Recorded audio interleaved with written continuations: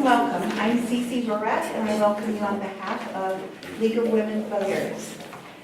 The League is a nonpartisan, non-political organization. It does not endorse nor support candidates. Louder, really? Yes. Like I do my children? Closer. Okay, I'm here. All right. It does not endorse or support candidates or parties. Since 1920, the League of Women Voters has worked to inform, educate voters. Membership is open to all men, all women, 18 years and older. The Lafayette League encourages informed and active participation in government. And when I read that, ladies and gentlemen, that is so true, and we have so neglected that. So I want to thank you for coming tonight. To continue, our members work to increase understanding in public policy and to activate for good public policy through education and advocacy. Tonight, we are very proud to have as our evening's moderator, Jean-Paul Charbonnet. Jean-Paul is a local attorney in Glenn Armentar's office. He is also a mediator between children whose own. Please welcome Jean-Paul.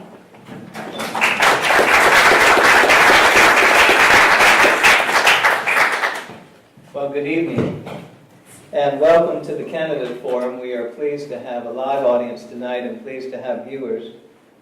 Tonight we are offering a glimpse of the candidates running for District 7 and District 6, and we are pleased that you are here. We're pleased that the candidates are here. It is important to note that I do not know any of these candidates. I have just met them before this evening. If I, by my words or actions, appear to give any preference to any of them, it is purely unintentional. I am not here to endorse anyone, and the forum sponsors are not here to endorse anyone.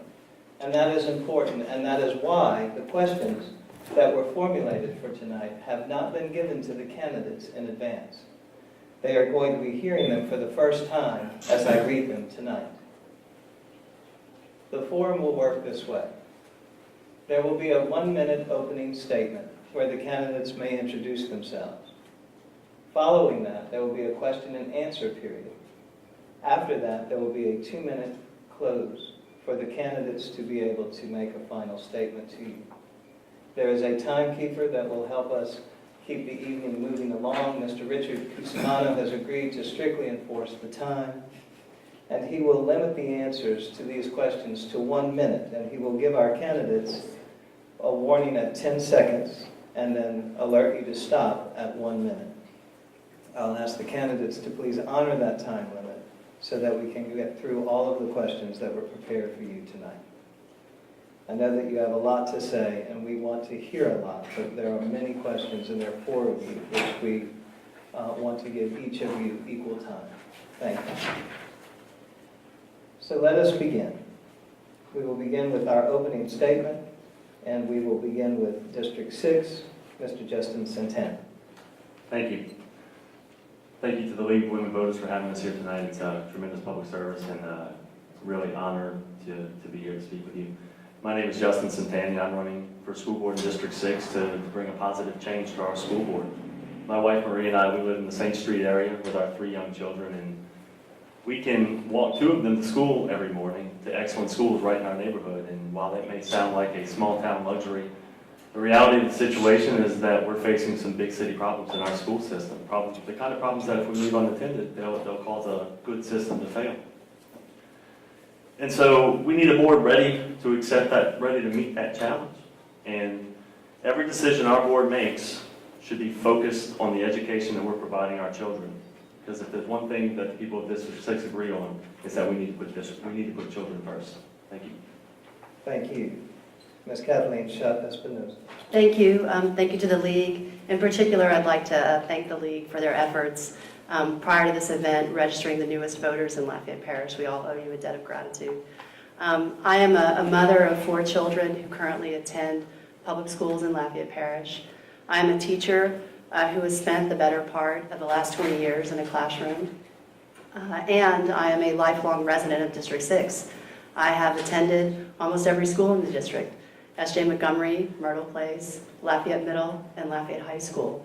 I am personally, professionally, and emotionally vested in the success of these schools and the roles that they play in our children's lives. So I hope on November 4th, the voters of District 6 take that into account. Thank you. Thank you, Mr. Santini and Ms. Schott Espinoza are running for District 6. We'll have our opening for District 7 now, beginning with Mr. Mark Cochran.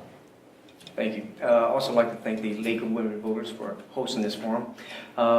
Those of you that don't know me, my name is Mark Cochran. I was born and raised in Lafayette, Louisiana, graduated from Como High School in 1995. Back in 2007, I took the place of former school board member David Thibodeau, who was accidentally killed in a motorcycle wreck, and his wife asked me to take his place. I've been serving the board since that time. There are many challenges in District 7, especially with the overcrowding issues that we face. I have done the work, and I have been supported by both mayors in District in Broussard and Youngsville, and we plan to bring new schools to that area, which is so desperately needed. Thank you. Thank you. And Ms. Dawn Morris. Also, thank you to the League of Women Voters. First and foremost, I'm a mother, and my daughter goes to LJ Alma. She's a child in the system. I'm a product of public schools. I worked for 10 years as a pediatric nurse before I went to law school. I've been a lawyer for 14 years, with most of that being in education law. I've served for many of those years as special litigation counsel for the Lafayette Parish School Board, and I still serve as special litigation counsel for Vermilion Parish School Board. I believe that it's essential for our school system to instill in every child an early love of reading and to inspire them to be lifelong learners. And I think it's crucial that the board members and all the administrators and teachers bring back to our system honesty, integrity, and trust. We need to stop the dysfunction, and we need to get to the business of educating the kids. Thanks. Thank you very much. The questions that we pose to these candidates will be answered by all of them in almost every circumstance. There are 2 questions that we pose specifically to the District 6 candidates and 2 questions we will pose directly to the District 7 candidates. But most of these will be for each of you. We will follow the rotation where we will essentially go by alphabetical order. First question is, many of our parish schools are old and some are overcrowded. Facilities needs are great. How would you pay for facilities improvements? And would you support a new tax? Ms. Kathleen Schott Espinoza. First and foremost, I think that it's very important that we prioritize and develop a plan to execute facility improvements and expansion. I would first want to look at our bonding capacity with respect to our $70 million reserve fund. We've had surplus tax revenue of significance this year. I think it was $7 million. Last year it was $8 million. I'd like to start by earmarking those surpluses toward a plan to execute facility improvement and expansion. Third, I think it's important that we make sure that if the state is going to authorize charter schools in Lafayette Parish, we need to make sure that they pay for it themselves so we don't lose our tax revenue to the particular types of charter schools. Once these things are met, once these things are done, then I think potentially we could consider a sunset tax perhaps, but I think those elements need to be met first. Thank you, Mr. Justin Santana. Well, we can't have a tax until we rebuild the public trust between the school board and the taxpayers. You know, I think the school board has consistently squandered that trust over the past few years. We've neglected our facilities for so long and spent our money on other things that the public doesn't trust us. And until we come up with a clear path forward, until we show the people that we're willing to take their investments and be wise stewards of their money, then we won't be able to convince them to fund that tax. And I think Lafayette Parish would support that. I know there's a feeling out there that Lafayette Parish wouldn't support a new tax, but I think once we demonstrate that we're competent stewards of that money, they would support it. Thank you. Ms. Morris. The question is, facilities needs are great. How would you pay for facilities improvements? Would you support a new tax? At the current time, I would not support a new tax, but there is a way to pay for new schools or improvements in schools without imposing a new tax on the voters in Lafayette. It's the same process that's been used in the past to build schools. The school system needs to make effective use of its bonding capacity, and it can do that without increasing taxes. And you do that by taking the sales tax that's not earmarked for any particular line item and use that to pay down the debt that goes along with the bonds. That was very successful in the past, even when the economy was significantly worse off than it is now. So that's what we should look at first. Mr. Cochran? Well, definitely, I would definitely agree with Mr. Justice Santana about the trust in the public. We have definitely lost that trust, and a couple of years ago, we tried to go to the public, and the League of Women Voters was actually very instrumental in that plan, helping us provide a plan to the public. But one of the main things that kept coming up was, can we trust the school board of what they're going to do with the money? Certainly, we could bond some of our money out. We could use some of our reserve fund, bond out 20 million, maybe get 200 million. But I would like to do what the airport's doing, where they are doing per project basis. They're going to the public and saying, look, this is what we're going to do, this is how we're going to use the money, and it's going to stop right after the project's done. And I think that is crucial to building that trust and showing the public that, yes, we're going to you, we're asking for what you do. But not only that, but we're going to do exactly what we say we're going to use the money for. And I think that's really important moving forward to addressing all the facilities needs. Thank you. Thank you. This question is for all candidates. If budget cuts were made in the general fund, how would you determine where to trim and what programs to preserve? Mr. Cochran, you go first. Great question. And we faced a similar situation this past budget. And I would like to take a different approach than what the board took this past time doing the budget. First off, I would go to our staff and ask them what programs are working and what programs can we pull back on. And we have a lot of money flowing through this system, and there are programs that we can't cut back on. But there are definitely programs that are needed, reading facilities, reading facilitators. There are assistants that help teachers with discipline problems. All those things affect education, and I think there's plenty that we could cut back on. But as long as we don't affect the education process. And we need to ask our teachers, we need to ask the people who are in the trenches using this money, and I don't think it should be school board members picking programs out that they think that are working. Thank you. Ms. Morris? Well, first, any cuts that are made need to start as far away from the classrooms as possible. We then need to evaluate all the programs that we currently have in place, including any kind of cost-benefit analysis to determine which programs are working and eliminate those that are not cost-effective or are not effective from an instructional standpoint. And last, we should preserve all of those programs that are shown to be working and helping our children learn. Mr. Centennial? If budget cuts must be made in the general fund, how would you determine where to trim and what programs to preserve? I don't think it's the school board member's role to determine which programs are working and which programs aren't. I think it's the school board member's role to determine how much money the school system has to spend for the current year and let the principals and the superintendent decide which cuts would do the least amount of harm. I think this is how efficient organizations budget, and unfortunately the school system does it backwards, where we start off by telling principals and teachers what they need to educate their students instead of asking principals and teachers what they need to educate their students. And at that point, I believe the people closest to the ground will know effectively which programs and which cuts will do the least amount of harm to our ultimate priority of educating the children. Ms. Schott-Espinoza?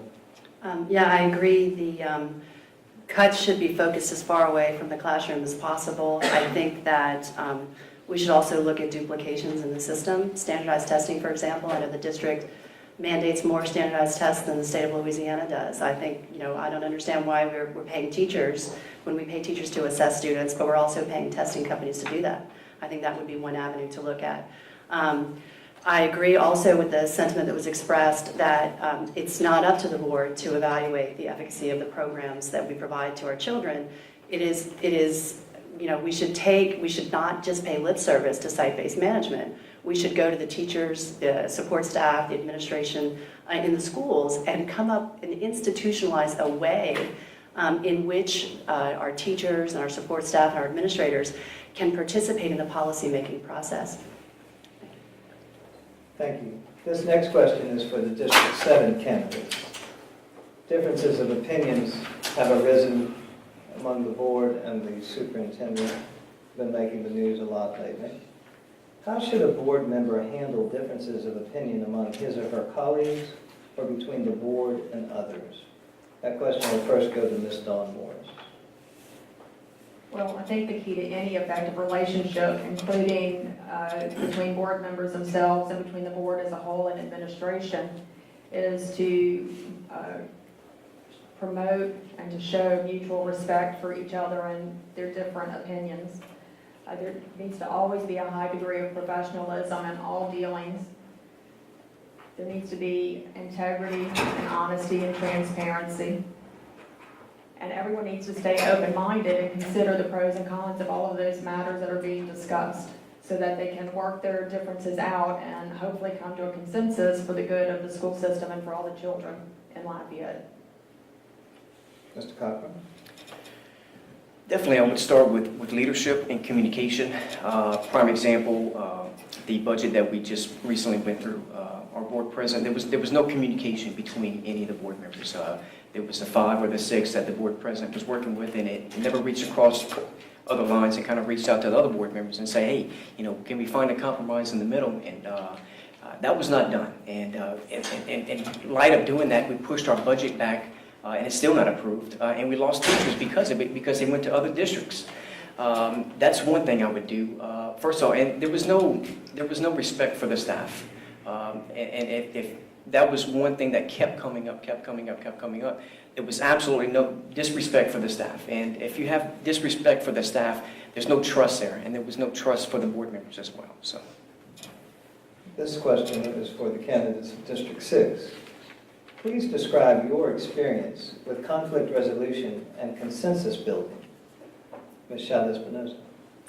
Well, I do have 4 children, so there are about 75 different conflicts that I have to adjudicate before I go to bed at night. But I also, I have 150 some odd students every semester, and when I walk into a classroom, my job is to manage a conversation. It's to manage a debate.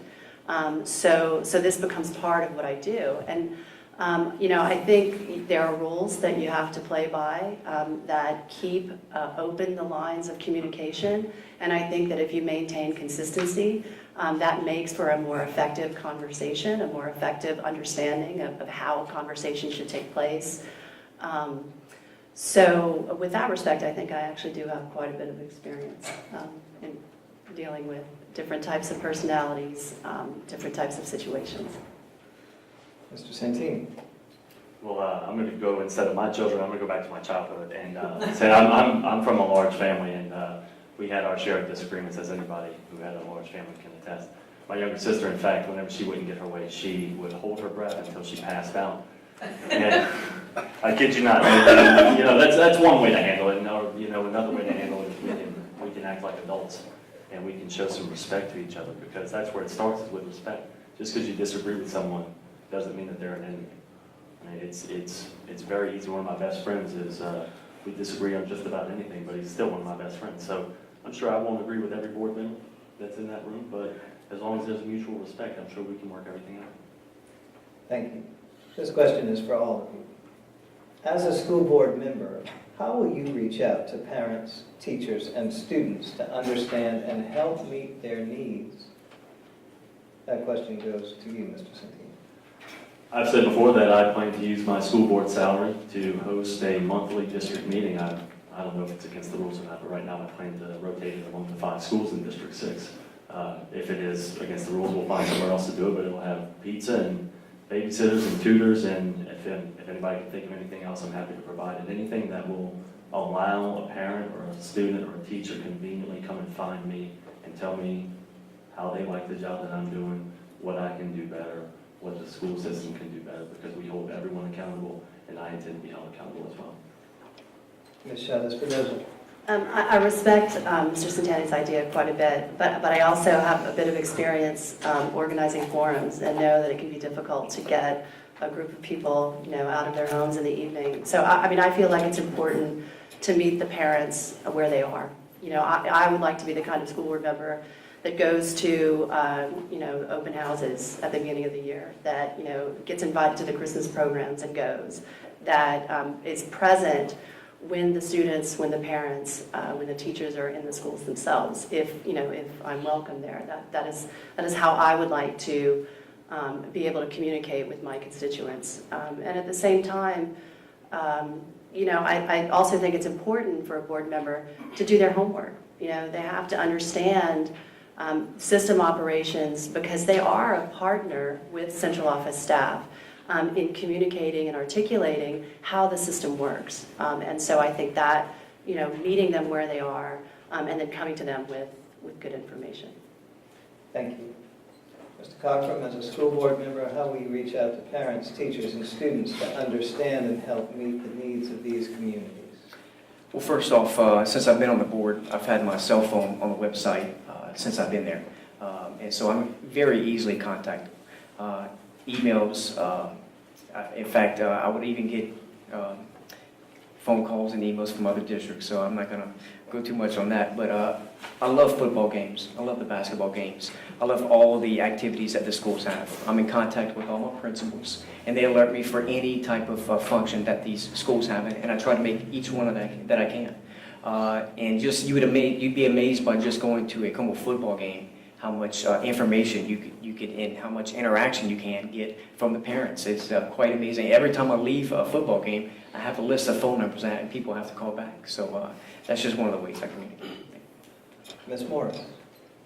Well, parents and teachers of course are in the best position to know what's going on in their schools and in their communities.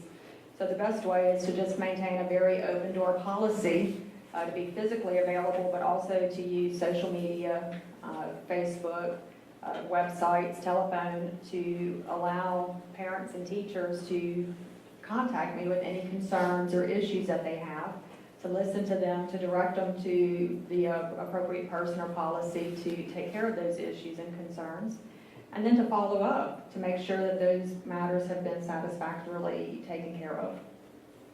Thank you. This question is for each of you. What do you see as the role of charter schools in public education in Lafayette Parish? And under what conditions would you approve additional charter schools for our parish? This question first goes to Ms. Espinosa. So I think that charter schools, there are good ways to charter schools and there are bad ways to charter schools. It's important, I think Lafayette Parish actually has a history of a positive experience chartering a school with the Lafayette Charter High School, which was designed to do what charter schools were originally designed to do, be laboratories for innovative teaching methods and instructional delivery. And then of course there's the bad way to do it, which is to set up a system in which a charter school company is taking a disproportionate allocation of the public's tax dollars and providing an inefficient or a substandard school. Not, for example, the charter schools that have been solicited in Lafayette Parish don't provide transportation, don't provide the broad spectrum of regular and special education services that our schools provide, that don't provide access for all children. Thank you. Mr. Centani. Well, I'm not philosophically for or against charter schools, but I do feel we need to use every tool at our disposal to educate our children. And right now, our charter schools that are here are helping ease the burden on overcrowded facilities. And what I think I agree with Ms. Espinosa, I do disagree with the fact that we send our local dedicated tax money to charter schools without requiring them to honor that dedication. I've already spoken with members of our legislative delegation about tweaking that at the state level, because that's the only way we're really going to affect any change in the law regarding charter schools is at the state level. What we can do on our end is we can ask parents and their students why they left and try to rectify and satisfy their needs if they choose to come back, because I think that's the only way that we're going to be able to get rid of charter schools. And as far as authorizing new ones, it's going to come down to what best meets the students' needs. If the answer is new charter schools meets the students' needs, then yes. If not, no. Thank you. Ms. Morris? I do not think there's any need for any additional charter schools in Lafayette. I think that Lafayette Parish has the resources that we need to serve the children that are here.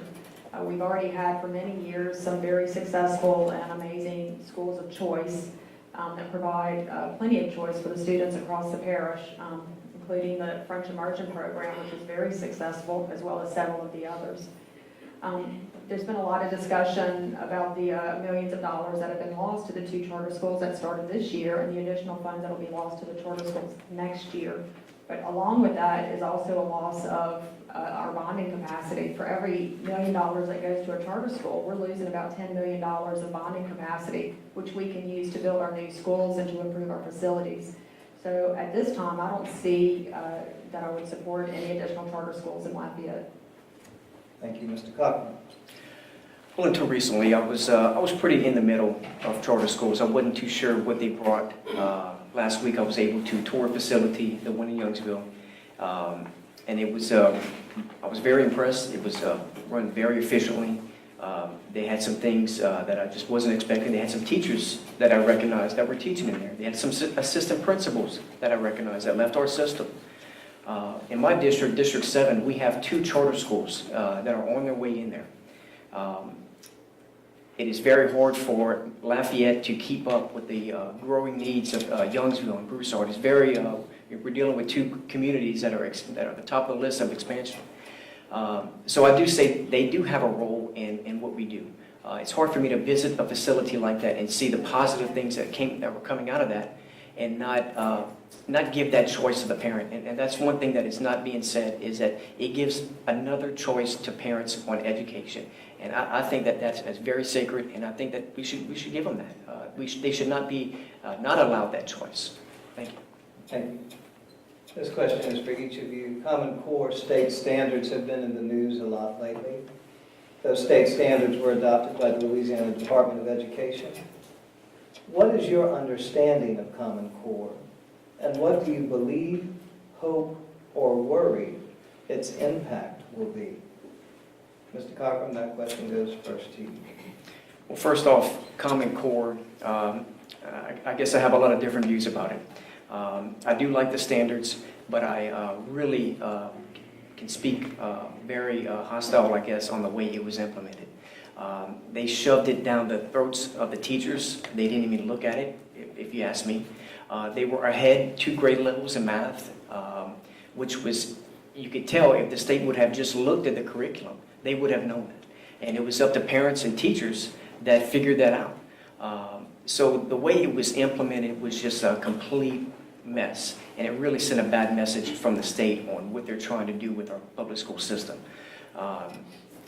That's it. Thank you. Ms. Morris. As a mother, when I help my daughter with her Common Core homework, I'm not very happy with Common Core. But with that aside, Common Core has been mandated by the state. We have to live with it. I don't think it's necessarily the best program that we can use to improve the standards for our children. The worry that I have with Common Core is that, as Mr. Cochran said, it's been shoved down the throats of the systems and the teachers. And I think that we need to allow the teachers to have more input into the ways that they teach and into the curriculum. Thank you. Mr. Santini, what is your understanding of Common Core, and what do you believe, hope, or worry its impact will be? Well, like Ms. Morris, when I help my daughter with her math homework, I might have the opposite reaction. I have a math minor, and I get kind of excited when I see what it is that they're trying to do. You know, they're trying to teach our children to compute rather than rote memorization like we learn. And it's a big difference in the way we learn math. Like a lot of education ideas, it's a good idea, but the implementation has just been poor. And like they say, it's been rushed in Lafayette Parish, and the teachers and the parents who are just at a loss to help our students, I really feel for them. My concern with Common Core is that, you know, we tend to change direction and standards and a lot of different things every couple of years in education. And my concern is that the backlash over Common Core will just be another excuse to change directions rather than sticking with the plan and committing the resources needed to properly implement it. Thank you. Ms. Chavez-Benitez. I have a real concern with the standardized testing component of the standards. I worry that, we are creating a culture of test preparation for our children, rather than our children should have an experience of learning in their classroom rather than test preparation. I have concerns about the narrowing of the curriculum. And I can only speak from my personal experience. I don't like the math homework either. but at the same time, last year in particular, I had 2 children in elementary school. And in both cases, we were told they were getting less time in science and social studies because the emphasis was on ELA and math. That's where the standardized testing, the high-stakes testing was going. So as someone who is a social scientist, I take real issue with that. I believe that critical thinking is taught in a social studies curriculum and in a science curriculum, and so I worry about that with respect to the way that the Common Core standards have been executed in Louisiana. Thank you. Next question is, how are the roles of a board member and a superintendent different? And what is the ideal relationship between a school board member and the superintendent? Ms. Morris, that question goes to you first. Sure. Well, state law sets forth the roles and responsibilities of both the board and the superintendent. The board is the policy-making arm of the school system, and when they enact or adopt policies, they have to prioritize 3 things as the statute sets out. They have to prioritize student achievement, they have to prioritize financial efficiency, and they have to prioritize workforce development. They also are tasked with choosing a superintendent who is going to prioritize student achievement. The superintendent is responsible for carrying out the day-to-day operations, but within those policies and state law. The ideal relationship between a board and a superintendent is one of cooperation, respect, collaboration, trust, and transparency. Thank you. Mr. Cochran. Repeat the question one more time. Certainly. How are the roles of a school board member and a superintendent different? And what is the ideal relationship between a school board member and the superintendent? Well, definitely the school board is a policy-making board. They set policy for all school board transactions, policies, everything. The superintendent is the CEO. If you could look at it just as a business, he runs the operations. He runs the day-to-day operations that we have. And I think the relationship that I have with the current superintendent is the way to interact with the superintendent. It's communication and there's trust. And there's that on both ends. And I think me and maybe 2 other board members have that communication, have that trust with the superintendent. But he has had an open door policy, and any other board member could have that relationship, but you got to put forth the effort as a board member to get to know the superintendent. It's a 2-way street. So, thank you. Thank you. Ms. Chavez-Benitez. I think the ideal relationship between a superintendent and a school board is a partnership. They are collaborating. They each, the school board and the superintendent are facilitating the delivery of instruction, delivery of education. And so there has to be a significant amount of trust that exists between these 2 entities. And by extension, the central office staff is also the executor or the executive of the education policy. So for me, building that partnership is critical. And I think that superintendents, board members, they come and go. But where we need to be in Lafayette Parish is to nurture the institutions that create the venue for this partnership. So, I'd like to consider, a committee system that better fosters this relationship for consistent and regular communication between board members, between central office staff, as well as the superintendent. Thank you. Mr. Santana. Well, by law, the board sets broad goals for the system, hires the superintendent, and gives him the funding to achieve those goals. The superintendent manages the day-to-day operations of the system and worries about the nitty-gritty. Right now, I think our board is getting themselves concerned about the nitty-gritty a little too much, and you know, any board member should be able to ask questions and receive regular updates about their organization. But, you know, there's a fine line between taking the temperature and prescribing the medicine. And what they need to do is they need to concern themselves with their core mission of educating children and worrying about the funding necessary to get our school system there. Thank you. This question is for each of you. What would you do to improve teacher recruitment and retention? Mr. Santani, that's to you first. Well, I know our teachers are facing intense pressure right now. They've got state standards that we talked about a little while ago. They've got a new accountability system where they get rated on how their students perform. And I know what they're going through. Besides public schools, I think a bank is probably the most heavily regulated job you could have right now. And what my board does in my professional life is they make sure that I have everything that I need, all the resources and support that I need to comply with whatever regulations come down the pipe. Because if they didn't, I'd leave too. I mean, I don't blame the teachers for doing this. So what our board needs to do is we need to step back and make sure that we focus on the teachers, and whether it's our fault or not that we have to comply with these standards, we still have to make sure that our teachers have a good work environment and can achieve and do the job that we're paying them to do, because no matter what comes down the pipe, we still have to educate the children. Thank you. Ms. Chavez. Yeah, I think this is of critical importance in Lafayette Parish right now, and I want to be a school system that doesn't contribute to the problem. I think that I'd like to see the board direct staff to do an evaluation of their human resources department. I don't think that we recruit teachers early enough. I think that the system in which we recruit teachers can be made more efficient. I think that we need to be a system that respects the educator in the classroom, that includes empowering the educator as an educator, not as a standardized test administrator. I think that we need a teacher evaluation process that, again, respects the educator in the classroom. It should include way more than just the outcome of a single standardized test, but also how about evaluations by students? How about an understanding of how the teachers are undergoing professional development? Also how they are, their commitments to their schools as well. And finally, I'd like to see a faculty senate. I'd like to see an organized way in which teachers can participate in the policymaking process. Thank you. Mr. Cochran. Yeah. What would you do to improve teacher recruitment and retention? Well, first off, just the big picture and big scenario is that we have standards that have come down on teachers. We have Common Core coming down on teachers. It has provided extremely amount of pressure on the day-to-day teaching. It's taken all the fun out of teaching. And to contribute to the problem, they had a board that was constantly fighting. And not passing a budget. Just not passing a budget puts the budget all the way to the end of the summer. And they can't start hiring teachers until that budget is passed. I don't know if a lot of people realize that. And people or single mothers that have jobs in other parishes, they go. Because their boards has approved their budget. They have families they have to feed. They can't wait for Lafayette Parish to get their act together before they get a job.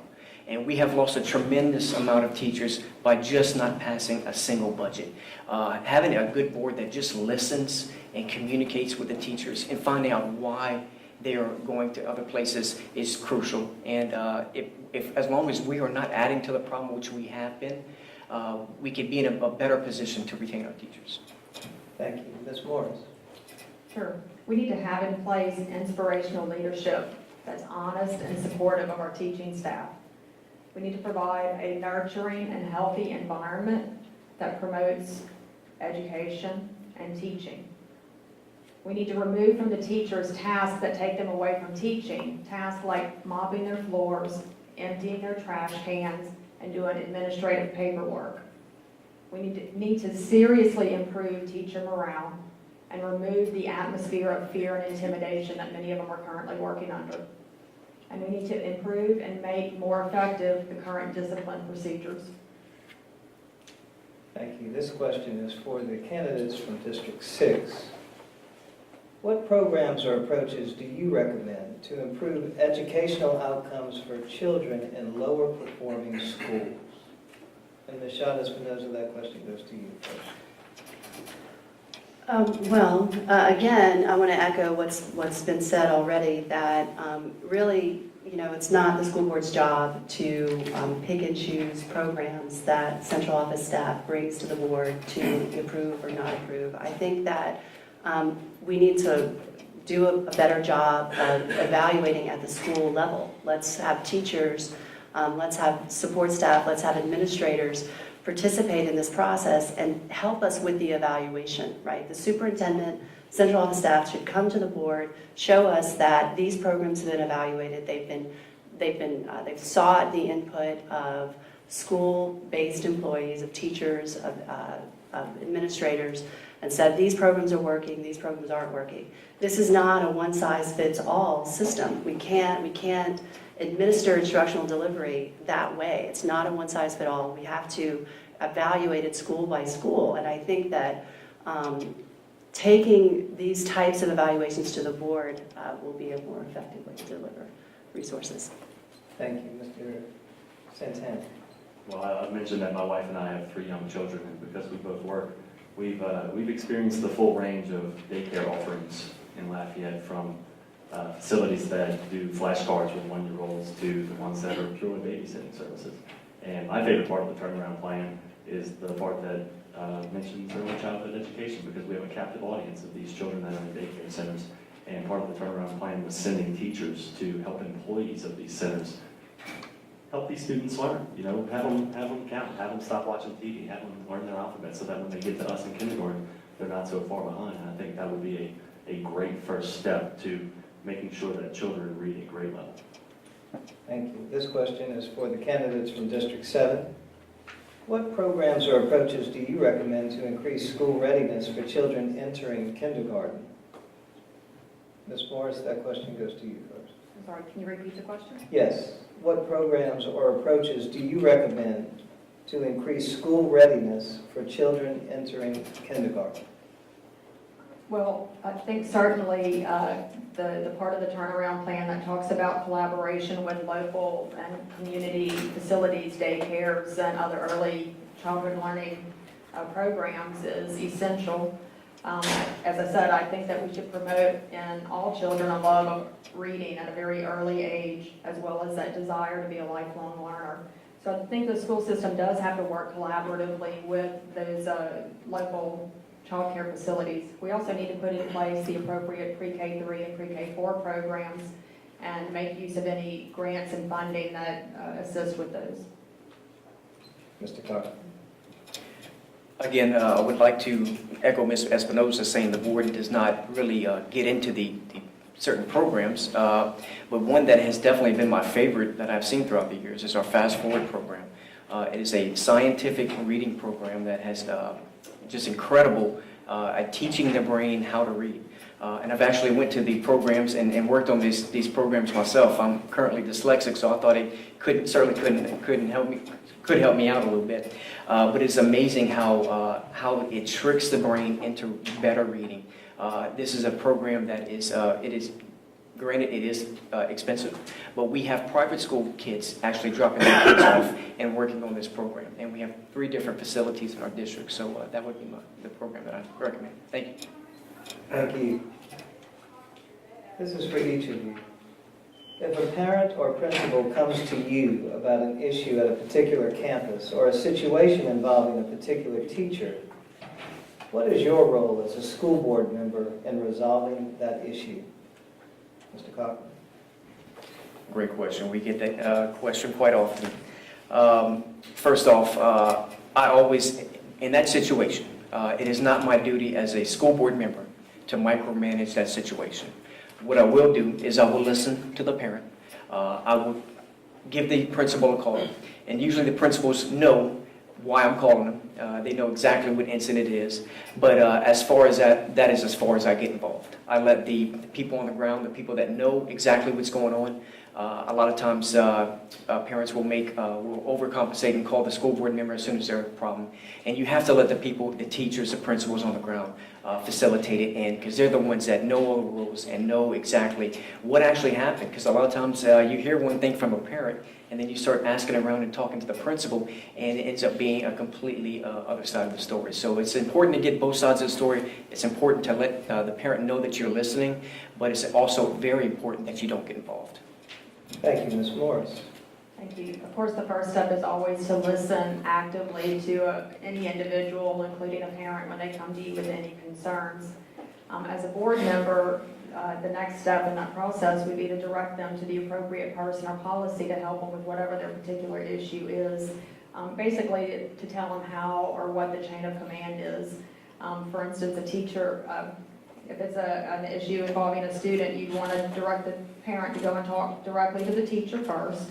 And if they did not get any resolution from that, to go to the principal and then to the appropriate person at the central office.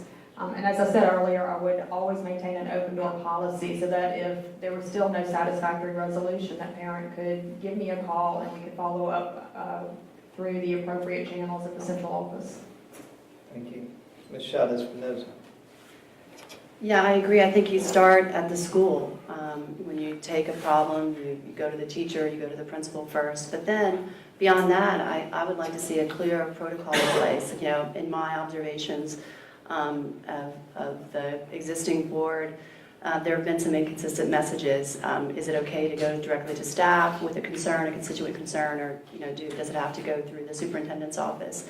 So I think whether or not it's in place now, I'd like to see a clear, consistent protocol so that at that management line, that's where the school board member has to stop. But they have to have some kind of reassurance that the constituent's concern is going to be dealt with, and it's going to be expedited relatively quickly within a reasonable amount of time. And so that if the board member can go back and make sure from that staff member that this issue has been dealt with, then they can go back to their constituent and feel that the system has answered the needs of that particular constituent. Thank you, Mr. Santana. Well, I certainly don't think a school board member should ever get involved in the classroom. I think it's appropriate to go to the superintendents and managers, be it the transportation department or the HR department or one of the principals that manage the schools, and start the process there. And then once the situation has been resolved, to follow up and gather what information exists about a resolution so that they can speak with their constituents, because they're going to hold the school board member responsible, and I certainly want to make sure that I deliver what they need without interfering in the day-to-day operation of the school system. Thank you. I'm going to take a moderator's privilege at this point, and rather go straight to closing. There's an extra set of questions I can ask. I compliment all of you for being well prepared tonight, and you're probably prepared to answer this, and the voters would probably want to know this answer. In your first year as a new-term board member, what would your first priority be for the board to tackle? Let's begin with you, Mr. Santana. What would be your first priority for the board to tackle? I think we've got to get a real handle on our facilities issues. We've neglected our facilities for so long that it's pretty easy for nearly every school in the system to make a claim to be first in line. Personally, I'd love to break ground on the new Lafayette High School next week, because District 6 certainly falls into the aging facilities category. But in the meantime, we've got 1,000 elementary school students in a school in Youngsville, and they need a new school also.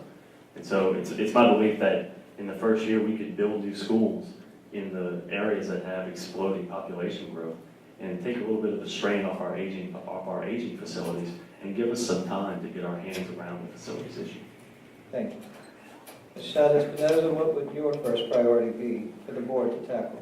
I agree with Mr. Santana. I'd like to break ground on at least one, possibly two schools. I'd like for the board to direct a task force to develop a better school performance evaluation system, go beyond the letter grade and the state accountability system, which I think does us not much good at all. I'd like to see a task force organized for a better teacher evaluation system that respects the educator in the classroom. I'd like to see a committee system. I'd like to look at how we can develop a committee system so that board members have a regular, consistent way to communicate, to ask those nitpicky, micromanaging questions in a committee room rather than at the general board meeting where there's plenty of other business to be done. Those are probably four of my biggest priorities, I think. Yes, ma'am. Mr. Cochran, what would be your first priority in the next term for the board to tackle? Well, definitely, I'd like to echo the facilities issue. I currently have a plan with the mayor of Youngsville and Broussard to bring new facilities to our district. First time, and since I've been on the board, that there is a current plan on the books Second, I'd like to put some trust back into the public. We have lost the trust that this board, all the infighting, has completely ruined years of, it's going to take years for us to get trust back in the public. It has been completely lost, but my main goal is to put the children first. That has been said and overstated, but I would like for anyone to look at my record and look at the past 8 years I've been on the board and show me where I didn't put the children first. I'd like for someone to show me that. One thing you know with me, you know exactly what you're getting. Thank you. Ms. Morris, what would your first priority be for the board to tackle? The first priority would be to support and empower the teachers that work for our school system. We need to always focus on early childhood education. We need to look closely at the growth in South Lafayette and the facilities that are needed there. And we need to make the board meetings more efficient. Thank you very much. Well, we have reached the point in the forum where the candidates get to make a closing statement. The candidates will have 2 minutes apiece. And we will begin with the candidates in reverse alphabetical order, beginning with District 7. And that means you get to go first, Ms. Morris. I've been meeting a lot of people in my district, and one of the overwhelming responses I've been getting from people that I've talked to is that we definitely need a change in the school system and on the school board. People are tired of the divisiveness, and they're tired of the school system being in the news for negative reasons. I think that it's very crucial that every single board member attend every meeting fully prepared to discuss all of the issues, and sometimes and oftentimes that's going to require every board member to do their own research and to make their own decisions and their own determinations about what is in the best interest of the children in Lafayette and the constituents in their district. I also think that every board member has to remember at all times that they took an oath of office when they were sworn in to uphold the laws and the Constitution of Louisiana. And I think it's vitally important that every single board member remember that they represent the residents of their district, and they don't represent any one individual business or outside interests. Those are all things that I'm fully prepared and committed to do when I'm elected to sit for District 7 for the school board. Thank you. Mr. Cox. First off, I know that there's a growing concern to wipe out all board members on the board. And I would agree to some of that. I would like to say, first off, let me differentiate myself from the other board members. First off, I did not vote to approve this current budget. This budget was denied by our state superintendent here recently. Second thing, in the history of Lafayette Parish, this is the first time our kids and our children do not have the adequate supplies and textbooks that they need. Never have they gone this deep into a school session without the supplies that they need, and I have voted against that every single time. Third thing, the amount of money, taxpayer money, that has been taken out the classroom and put to all of the attorneys and legal fees to this system is an outrage. It is an outrage. That is your taxpayer money that is being siphoned from in the classroom and being put on investigations, attorneys, and legal fees, and it is not right. And I have voted against that every single time. I challenge you to look at my record. I can't disagree with you, but that all the board members need to go. There are some that definitely need to go, but I'm definitely one that needs to stay. Thank you. Thank you. Ms. Chavez-Espinoza. I would like, my goal as a board member, should I be elected, is to be a progressive, independent board member. And you know, the way I look at Lafayette Parish, we have a tremendous amount of resources here. We have a tremendous amount of human resources here.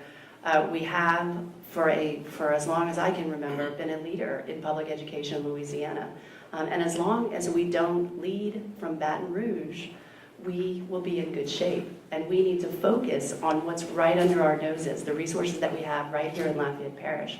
And I, you know, the concerns that I bring with me are those ways in which we are following Baton Rouge without pushing back.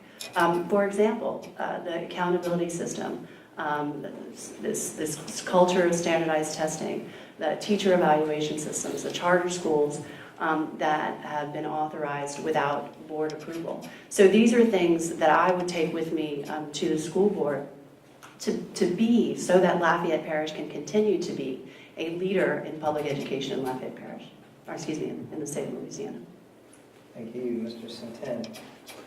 Well, I'm a passionate problem solver, and I think that's what our board needs right now. What I've learned these past couple of months walking around District 6 is that, number one, the absolute best day to walk and knock on doors is on Labor Day, because you get to eat tons and tons of barbecue.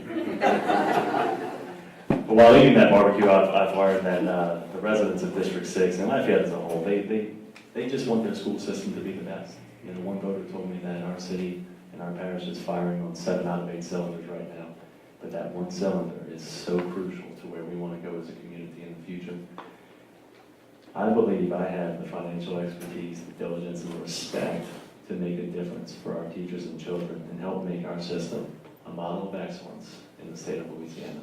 I ask for your support on November 4th. Please vote for Justin Centeno. Thank you. Well, thank you, and thank you all to the candidates, and good luck with your campaigns. We hope you feel that this forum has been useful to you to make a more informed decision about which candidate meets your expectations. Please remember that early voting begins on Monday, October 20, and runs through Tuesday, October 28. Of course, Election Day is Tuesday, November 4. Please also verify your polling place, as some of those have recently changed.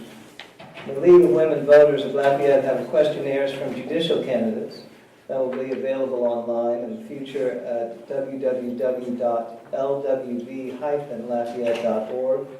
That's www.lwv-lafayette.org. We appreciate your watching. We ask you to spread the word that the final forum for the school board district forums is next Monday, where districts 8 and 9 will present. Thanks again to our timekeeper, for you that came out tonight, for those that are listening, and of course to our candidates. Thank you to the League Voters Service Committee and the AOC Community Media. We appreciate it, and we wish you a good night.